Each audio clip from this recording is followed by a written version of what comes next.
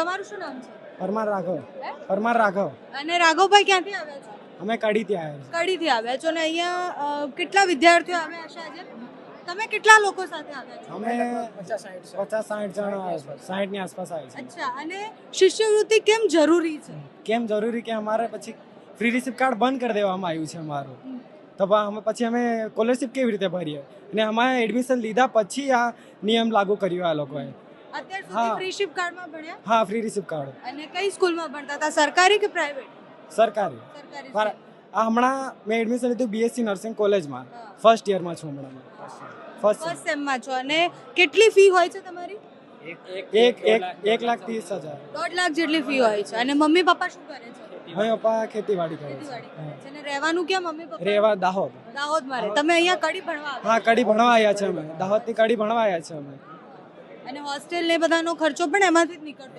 હા, એમાંથી જ નીકળે અમારો ખર્ચો ને એ બધું થઈને. પછી આ નિયમ પછી લાગુ કરવામાં આવ્યો એટલે આવતા સાલથી લાગુ કરે તો સારું.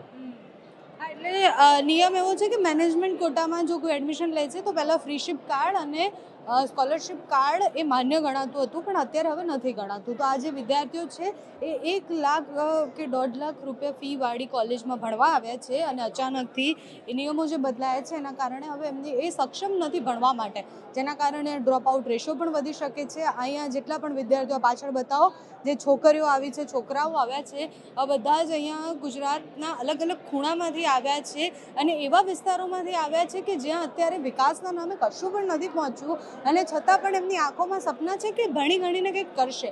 પણ કેવી રીતના ભણશે આ લોકો? કારણ કે મા બાપ ખેતીવાડી કરે છે અને વિદ્યાર્થીઓને અહીંયા વિશ્વાસ કરી અને ભણવા માટે મૂકે છે, અને પછી હવે એમની પાસે પૈસા ઘરમાં માંગવા માટેની સ્થિતિ નથી. તમારું શું નામ છે? પ્રિયા. અને પ્રિયાબેન શું ભણો છો? Diploma. Diploma. Computer engineering science. અચ્છા, અને કયા સેમિસ્ટરમાં છો? First semester. તમે બધા ફર્સ્ટ સેમિસ્ટરમાં હા. છો? અચ્છા, અને પહેલા તમે શિષ્યવૃત્તિને ફ્રી શિપ કાર્ડ કઢાવી દીધું હતું? હા. કઢાયેલું હતું. હા. અને પછી તમને ખબર પડી કે હવે નહીં? હવે સ્કોલરશિપ નથી મળવાની. અચ્છા, તો ઘરે વાત કરી? હા, કરી. ઘરના શું કહે છે? ના પાડે હે ભણાવવા. કઈથી એટલી સ્કોલરશિપ લાવે છે? હવે ઘરનું પૂરું પાડવા માટે પૈસા નથી અને સ્કોલરશિપ કઈથી ભરે? અને અમારે ભણી ગણીને આગળ વધવું છે અને સ્કોલરશિપ ના ભરે તો અમે કઈ રીતે ભણી શકીએ? હા, એટલે એમનું એવું કહેવું થાય છે કે ખાવા માટે ઘરમાં રોટલો નથી અને પછી બાળકને ભણાવવાનું કેવી રીતના એ વિચારી શકે. એટલે જો સ્કોલરશિપ નથી મળતી તો એમને ભણવાનું બંધ થઈ શકે છે.